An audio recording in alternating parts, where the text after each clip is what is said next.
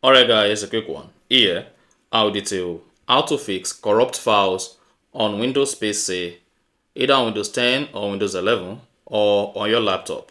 So if at the end of this you find this offer informative, please don't forget to like and then subscribe. Now to fix corrupt files on your Windows, all you need to do is go ahead and click on the start button.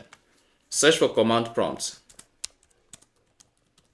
Then locate and click on run as administrator.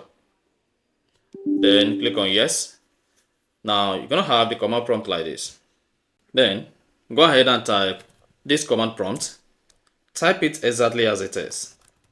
So you just need to type sfc space / scan now and then click on enter.